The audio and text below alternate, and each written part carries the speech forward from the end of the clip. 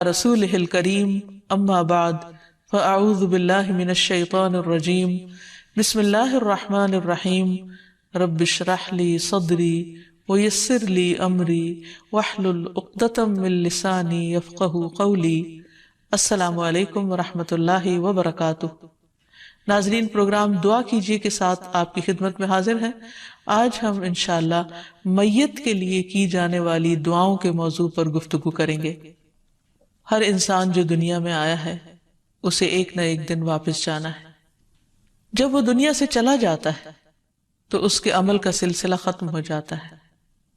اب اسے بعد والوں کی دعاؤں کا انتظار ہوتا ہے جو اس کے درجات میں بلندی کا ذریعہ بنتی، جو اس کی بخشش کا ذریعہ بنتی۔ اور ہر مسلمان کا یہ حق ہے کہ وہ اپنے مردہ بھائی کے لیے، دنیا سے جانے والے کے لیے بخشش کی دعا کرے، کیونکہ ہر انسان ایک نہ ایک دن جانے والا ہے، اور وہ اپنے لیے جو چاہے وہی دوسرے کے لیے پسند کرے، کیونکہ ہر جانے والا جانے کے بعد سب سے زیادہ جس چیز کا محتاج ہوتا ہے وہ پیچھے والوں کی دعائیں ہیں۔ اس لیے ان کے لیے دعائیں کرتے رہنا چاہیے، اور یہ دعائیں ان کو فائدہ بھی دیتی ہیں۔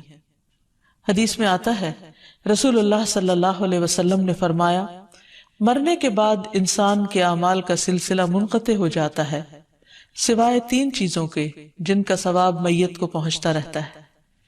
صدقہ جاریہ، یعنی ایسی جگہ مال لگا جانا جس سے انسانوں کو فائدہ پہنچتا رہے اور میت کو ثواب، لوگوں کو فائدہ دینے والا علم، نیک اولاد جو اس میت کے لیے دعا کرتی رہے، یعنی خصوصاً میت کے لیے اس کے اپنے بچے اور اپنی اولاد جو دعا کرتی ہے وہ سب سے زیادہ فائدہ دیتی ہے، کیونکہ بچوں کی والدین کے لیے محبت مسلم ہے، اور اس محبت کی وجہ سے، اس جدائی کے احساس کی وجہ سے، اس تڑپ کی وجہ سے دعا کے اندر خشوع خضوع بھی زیادہ آ جاتا ہے، اور اس خشوع خضوع کے ساتھ اور دکھ کے ساتھ جب انسان دعا کرتا ہے تو وہ دعا جلد قبول ہوتی ہے۔ لیکن اس کا یہ مطلب نہیں کہ صرف اولاد ہی کی دعائیں فائدہ دیتی ہیں، تمام مسلمانوں کی دعائیں فائدہ دیتی ہیں۔ اس لیے ہمیں اپنے والدین کے لیے بھی دعا کرنی چاہیے اور تمام مومنوں کے لیے، جیسے کہ اس دعا میں آتا ہے، ربنا اغفر لی ولوالدی وللمؤمنین یوم یقوم الحساب، کہ اللہ مجھے بخش دے، میرے والدین کو بخش دے اور سارے مومنوں کو بخش دے۔ تو اس سے پتہ چلتا ہے کہ سب کی بخشش کے لیے دعا کرنا ضروری ہے۔ یہ دعائیں میت کے درجات کی بلندی کا باعث بھی بنتی ہیں۔ رسول اللہ صلی اللہ علیہ وسلم نے فرمایا، بے شک اللہ عز و جل جنت میں نیک آدمی کا درجہ بلند فرمائیں گے، تو آدمی عرض کرے گا، یا اللہ یہ درجہ مجھے کیسے حاصل ہوا؟ اللہ تعالیٰ فرمائیں گے، تیرے بیٹے کے تیرے لیے استغفار کرنے کی وجہ سے، یعنی تیرے دنیا سے جانے کے بعد تیرے بچے نے جو تیرے لیے دعائیں کی، ان کی وجہ سے تمہارا درجہ بلند کیا جاتا ہے۔ اور حقیقت یہ ہے کہ جانے والے کو پیچھے چھوڑی ہوئی اولاد یا مال و متاع یا جائیداد وہ چیزیں فائدہ نہیں دیتی، اسے دعا فائدہ دیتی ہے، اس لیے دعا کرنا چاہیے۔ عثمان بن عفان کہتے ہیں کہ نبی صلی اللہ علیہ وسلم جب میت کو دفن کر کے فارغ ہو جاتے تو قبر پر رکتے اور فرماتے، اپنے بھائی کے لیے استغفار کرو، یعنی سب سے دعا کرواتے۔ اور ویسے بھی جب انسان غائبانہ طور پر کسی کے لیے دعا کرتا ہے تو وہ دعا قبول ہوتی ہے۔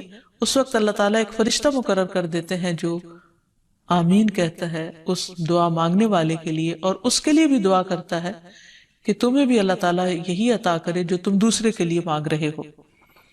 وفات کا صدمہ ایک بہت بڑا صدمہ ہوتا ہے، اور اس وقت انسان جذبات سے مغلوب ہو کر کوئی بھی بات ایسی زبان سے نکال سکتا ہے جو اللہ تعالیٰ کو ناراض کر دے۔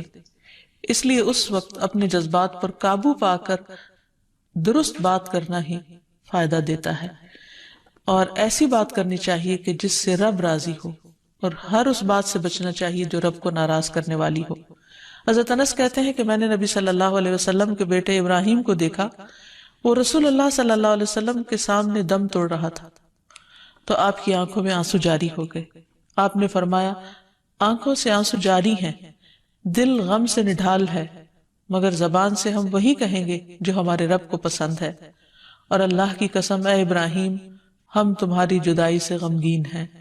یعنی اپنے غم کا اظہار انسان کر سکتا ہے، لیکن کوئی ایسی بات نہیں کہ جو اللہ تعالیٰ کو ناراض کرنے والی ہو، کیونکہ رسول اللہ صلی اللہ علیہ وسلم نے فرمایا بے شک ایک آدمی اللہ کی ناراضگی والی ایک بات کرتا ہے اور وہ نہیں سمجھتا کہ اس کا وہاں تک اثر ہوگا جہاں تک وہ ہو جاتا ہے، یعنی انسان کو اندازہ ہی نہیں ہوتا. اس کی وجہ سے اللہ تعالیٰ اس کے لیے اس دن تک اپنی ناراضگی لکھ لیتا ہے جس دن میں اس سے ملاقات ہوگی. یعنی قیامت تک اللہ تعالیٰ پھر ایسے بندے سے ناراض ہو جاتا ہے. اور چونکہ انسان کو خود پتہ ہی نہیں ہوتا کہ وہ کیا کہہ چکا ہے، اس لیے وہ ریگریٹ بھی نہیں کرتا، شرمندہ بھی نہیں ہوتا، توبہ بھی نہیں کرتا. اور جب وہ توبہ بھی نہیں کرتا تو وہ ناراضگی جہاں ہوتی ہے وہاں لکھی رہتی ہے، اور جس کا انسان کو پھر قیامت کے دن جا کر نقصان ہوگا. ام سلمہ رضی اللہ عنہا کہتی ہیں کہ میں نے رسول اللہ صلی اللہ علیہ وسلم کو فرماتے ہوئے سنا کہ اگر کسی مسلمان پر کوئی مصیبت آئے اور وہ کہے جس کا اللہ نے اس کو حکم دیا ہے کہ انا للہ و انا الیہ راجعون، اللہم اجرنی فی مصیبتی واخلف لی خیرا منہا، بے شک ہم اللہ کے لیے ہیں اور ہم اسی کی طرف لوٹائے جائیں گے، اے اللہ مجھے میری مصیبت میں اجر دے اور مجھے اس کا بہترین نعم البدل عطا فرما. تو اللہ تعالیٰ اس کو اس سے بہتر عطا فرماتے ہیں. اور وہ کہتی ہیں کہ جب ابو سلمہ فوت ہو گئے تو میں نے کہا ابو سلمہ سے افضل کون سے مسلمان ہوں گے؟ وہ پہلا گھرانہ تھا جس نے رسول اللہ صلی اللہ علیہ وسلم کی طرف ہجرت فرمائی. پھر میں نے یہ قول کہہ دیا تو اللہ تعالیٰ نے مجھے ابو سلمہ کے بدلے رسول اللہ صلی اللہ علیہ وسلم عطا فرمائے. تو حقیقت یہ ہے کہ انسان اچھے حال میں ہو یا تکلیف دہ حالت میں، اس کے لیے لازم ہے کہ ہر حال میں وہ اللہ تعالیٰ کی حمد و ثنا بیان کرے، اللہ کا شکر ادا کرتا رہے، کیونکہ اسی میں رب کی رضا ہے. رسول اللہ صلی اللہ علیہ وسلم نے فرمایا جب کسی آدمی کا بچہ فوت ہو جاتا ہے تو اللہ تعالیٰ فرشتوں سے فرماتا ہے کیا تم نے میرے بندے کے بچے کی روح قبض کر لی؟ وہ عرض کرتے ہیں ہاں. اللہ تعالیٰ فرماتے ہیں تم نے اس کے دل کا پھل قبض کر لیا، یعنی اس کے دل کا ٹکڑا لے لیا؟ وہ عرض کرتے ہیں جی ہاں. پھر اللہ تعالیٰ پوچھتے ہیں میرے بندے نے کیا کہا؟ فرشتے عرض کرتے ہیں کہ اس نے تیری تعریف کی، یعنی اتنے غم اور دکھ کے موقع پر بھی وہ تیری تعریف کرتا رہا. اور انا للہ و انا الیہ راجعون پڑھا تو اللہ تعالیٰ فرماتے ہیں کہ میرے بندے کے لیے جنت میں ایک گھر بنا دو اور اس گھر کا نام بیت الحمد رکھو، تعریف والا گھر، یعنی جو اس گھر کو دیکھے گا تعریف کرے گا. دوسری چیز صبر کرنا، یعنی جب انسان کسی کے وفات کی خبر سنے تو صبر کرے، کیونکہ صبر کرنے والوں کو بشارت دی گئی ہے وَبَشِّرِ الصَّابِرِينَ الَّذِينَ إِذَا أَصَابَتْهُمْ مُصِيبَةٌ قَالُوا إِنَّا لِلَّهِ وَإِنَّا إِلَيْهِ راجعون. آپ خوشخبری دے دیجئے صبر کرنے والوں کو کہ جب انہیں مصیبت آتی ہے تو وہ انا للہ پڑھتے ہیں. تو ایسے ہی لوگ ہدایت پر ہوتے ہیں اور ایسے ہی لوگ جو ہیں وہ اللہ تعالیٰ کے پسندیدہ ہیں. صبر کے سلسلے میں یہ بات بھی یاد رکھی جائے کہ صبر صدمے کے شروع میں ہوتا ہے، یعنی جس وقت دل کو چوٹ لگے اس وقت اپنے آپ کو سنبھالنا. کیونکہ ایک دفعہ اگر انسان اپنے دل کی بڑاس نکال چکے، اللہ تعالیٰ کے بارے میں برے الفاظ نکال دے یا میت کے بارے میں کچھ ایسی بات کہہ دے جو اللہ تعالیٰ کو ناراض کرنے والی ہو، اور اس کے بعد پھر رو دھو کے کہے کہ میں اب صبر کر رہا ہوں، تو یہ صبر نہیں ہوتا. رسول اللہ صلی اللہ علیہ وسلم ایک عورت کے پاس سے گزرے جو قبر پہ بیٹھی رو رہی تھی. آپ نے فرمایا اللہ سے ڈرو اور صبر کرو.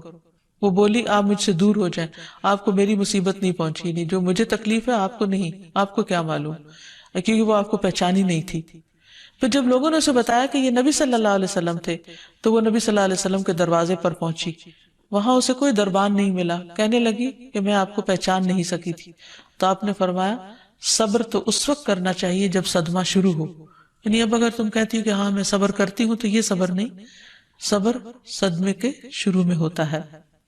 نبی صلی اللہ علیہ وسلم نے فرمایا کہ اللہ سبحانہ وتعالیٰ فرماتے ہیں اے آدم کے بیٹے، اگر تو صدمے کے شروع میں صبر اور ثواب کی امید رکھے تو میں تیرے لیے جنت کے علاوہ اور کسی بدلے کو پسند نہ کروں گا، یعنی پھر تیرے لیے جنت لکھ دوں گا.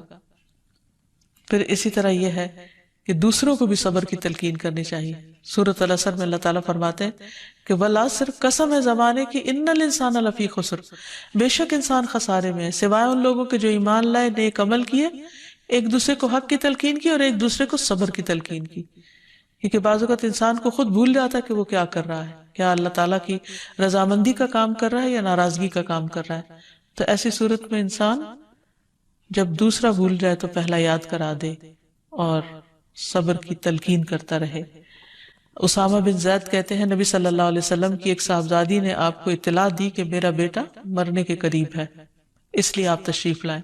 آپ نے انہیں سلام کہلوایا اور فرمایا ان للہ ما اخذ ولہ ما آتا وکل عندہ باجل مسمی فلتصبر ولتحتسب، اللہ کا ہی ہے جو اس نے لے لیا اور جو اس نے دیا وہ بھی اسی کا تھا، اور ہر چیز اس کے ہاں وقت مقرر پر ہی واقع ہوتی ہے، اس لیے صبر کرو اور اللہ سے ثواب کی امید رکھو۔ اور یہ بات بہت ہی مفید ہے صبر کے سلسلے میں کہ ہر چیز اپنے وقت پر ہو جاتی ہے۔ تو بچے کی موت کا وقت آ گیا تھا، اس لیے وہ چلا گیا، اب تم صبر سے کام لو، کیونکہ بے صبری سے کوئی مرنے والا دنیا میں واپس نہیں آیا کرتا۔ پھر اسی طرح اونچی آواز سے نہیں رونا چاہیے، آنسو بہانا جائز ہے، انسان رو سکتا ہے، لیکن چیخنا چلانا منع ہے۔ پھر اسی طرح چہرے سے بھی غم کا اظہار کیا جا سکتا ہے۔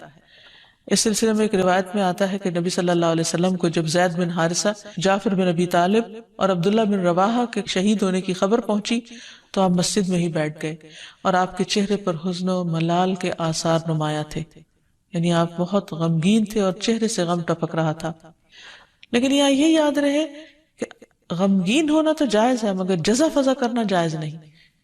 جزا کا مطلب ہوتا ہے بری باتیں منہ سے نکالنا، یعنی ناراضگی کے کلمات ادا کرنا، اور اس چیز کو ناپسندیدہ قرار دیا گیا ہے۔ نبی صلی اللہ علیہ وسلم نے فرمایا وہ شخص ہم میں سے نہیں جو اپنے چہرے کو پیٹے، گریبان کو چاک کرے اور جاہلیت کی پکار پکارے، یعنی دور جاہلیت والے کام کرے۔ اور پھر یہ بھی ہے کہ میت کے پاس اچھے کلمات ادا کرنے چاہیے، کیونکہ اس وقت فرشتے آمین کہہ رہے ہوتے ہیں، یعنی انسان جو دعائیں مانگ رہا ہوتا ہے یا میت کی جو نیکیوں کا ذکر ہو رہا ہوتا ہے تو وہ بھی لکھا جا رہا ہوتا ہے۔ اس کی اچھی صفات کا ذکر کرنا چاہیے، کیونکہ اب وہ اپنے انجام کو پہنچ چکا ہے۔ اس وقت ناراضگیوں کی باتیں، اس کی کمزوریوں کے پردہ اٹھانا یا اس کی غیبت کرنا، یہ بدترین برائی ہو سکتی ہے۔ پھر اسی طرح یہ ہے کہ میت کو نہلاتے وقت بھی اس کا اگر کوئی عیب نظر آئے یا کوئی خرابی اس کے جسم میں تو اس کا ذکر نہیں کرنا چاہیے۔ حضرت عائشہ کہتی ہیں کہ نبی صلی اللہ علیہ وسلم نے فرمایا مردوں کو برا نہ کہو، کیونکہ انہوں نے جیسا عمل کیا اس کا بدلہ پا لیا۔ ایک اور روایت میں آتا ہے جب تمہارا ساتھی وفات پا جائے تو اسے چھوڑ دو، یعنی اس کے عیب بیان نہ کرو، بس اسے اب معاف کر دو۔ پھر اسی طرح جلد از جلد کفنانے اور دفن کرنے کا اہتمام کرنا چاہیے۔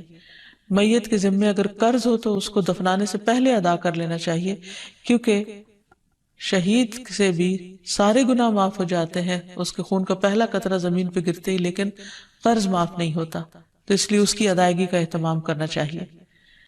پھر اسی طرح یہ ہے کہ مرنے والے کے لیے دعاؤں کے علاوہ صدقہ خیرات کا اہتمام کرنا چاہیے۔ حضرت سعد کی غیر موجودگی میں ان کی والدہ کا انتقال ہو گیا تو انہوں نے نبی صلی اللہ علیہ وسلم سے پوچھا کہ کیا میں اپنی والدہ کی طرف سے صدقہ کر سکتا ہوں، کیونکہ وہ صدقہ کرنے کو بہت پسند کرتی تھی۔ تو آپ نے فرمایا کہ ہاں ان کو فائدہ ہوگا۔ پھر اسی طرح اگر میت کے ذمہ قضا روزے ہوں تو ان کو ادا کر لینا چاہیے، اگر حج رہتا ہو تو حج بدل ادا کر لینا چاہیے، اور خاص طور پر دعائیں، کیونکہ دعائیں میت کو سب سے زیادہ فائدہ دیتی، اور دعا کرنے میں کوئی مال خرچ نہیں ہوتا، کوئی انسان کو بہت بڑی ایفرٹ نہیں لگانی پڑتی۔ انسان جہاں بھی بیٹھا ہو جب جانے والوں کی یاد ستائے تو فوراً ان کے حق میں دعا کرے، کیونکہ صرف آنسو بہاتے رہنے سے میت کو تو کچھ فائدہ نہیں، وہ تو ہم اپنے دل کا بوجھ ہلکا کرتے ہیں، لیکن دعا کرنے میں دونوں ہی فائدے ہیں، اپنا بوجھ بھی ہلکا